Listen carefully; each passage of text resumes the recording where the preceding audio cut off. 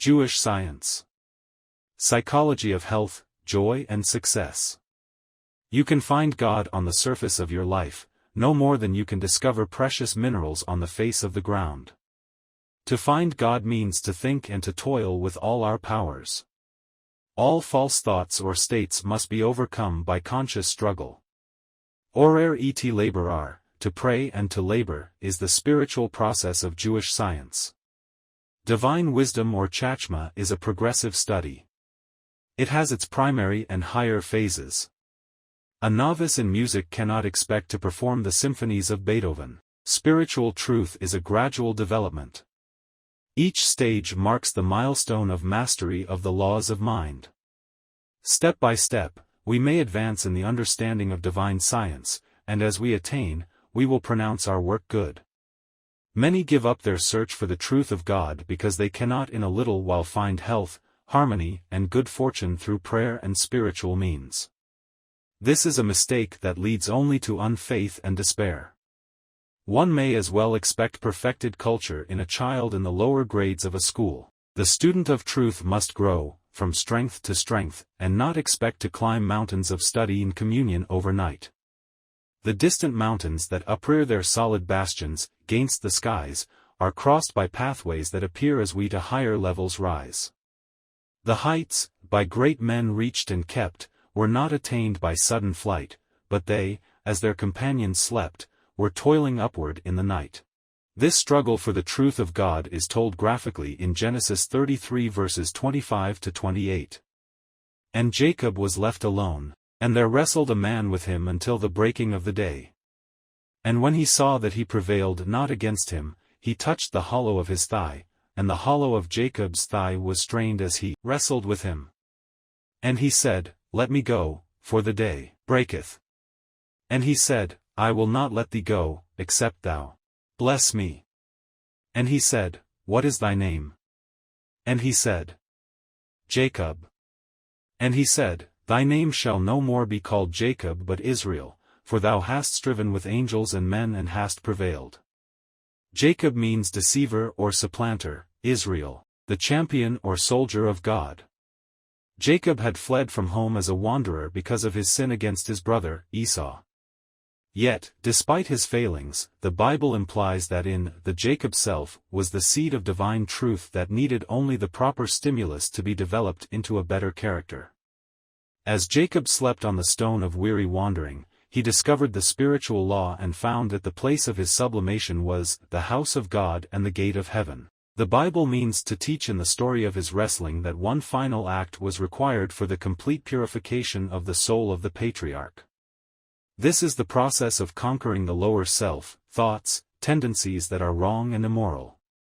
The man who came to wrestle with Jacob is the subconscious mind, in which lives all evil. From this struggle Jacob came forth a new man, the master of his mental, moral and spiritual powers. The name Israel, or champion of God, has ever since been applied to our people in the religious sense. We are Israelites only when we know and serve God and show self-conquest. This makes us true champions of the Most High, for we feel, think, will and act according to the laws of God. The real optimist is not the man or woman who looks at life through rose-colored glasses. The true optimist is the individual who, not satisfied with his present state, goes forth to work out new and better states of consciousness. The self-contented have added little to human culture. They remain in the same status while others press on. All human progress has been accomplished by the Israelites of humanity, who struggled with the forces of ignorance and wrong and mastered the laws of life and truth.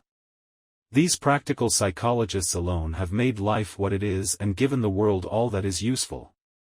They are the creators of the good that we enjoy. We are the heirs of yesterday, of countless generations, who turned the wilderness of primitive life into the garden of modern civilization. We call their work good because it represents the mastery of the conscious mind over nature and the subconscious self. Jewish science sounds the note of optimism, the principle that, by conscious realization, we can make today better than yesterday and each day watch for the rising sun of a grander tomorrow.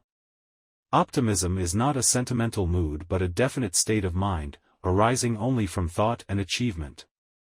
We now consider the third teaching of Genesis, that man is made in the image of God and destined to rule over creation. This thought confers on man the crown of mental and spiritual excellence. It announces that man is the apex of all life, the real child of God. He is a blend of earth and heaven, of the dust stuff of nature and the soul that comes from God. Man takes all needed elements for his physical life, but he is a self-conscious, free will agent responsible for his thought and action. Man images God consciousness even as the mirror reflects the sunlight. He is divine in origin, nature, and aspiration. He, too, is endowed with the creative faculty by which he may change crude sensations into refined states of mind. He is also equipped with a complete mental mechanism that enables him to understand and master his powers. Man alone has the faculties that lift him above the brute, and stamp him with the likeness of God. Made in the higher pattern, he can help himself and conquer all false states of being. He is a free agent, not subject to circumstance. By the magic of his conscious mind, he can turn the rough ore of sense impressions into pure gold of radiant life. Man is a king in his own right, wearing the crown of glory and honor. The child of God is not a leaf, driven by the winds of chance, but a rock of strength, resting on the firm foundations of his spiritual nature. He is the ruler of himself, for he can use the law of suggestion upon any part of his being. He can influence his body for good and bring to his subconscious mind thoughts to be manifested in his life. He can retain the God image by resolution and oppose all feelings that bring discord and disease. He can create health, joy, wisdom, love, strength, if he acts by the law of mind and vitalizes his divine powers. Man is truly a monarch, placed in charge of the treasures of his own soul. He is rich in the wealth of his consciousness, and the opportunity to realize his desires. Man is a king of life, placed on the throne of mental and moral dignity, granted the scepter of faith, wearing the garments of praise, crowned with the crown of a good name and good deeds. There is a spirit in man, and the breath of the Almighty giveth understanding. Man is just awakening to his divine inheritance, and its tremendous significance. Listen on a cast link is in description.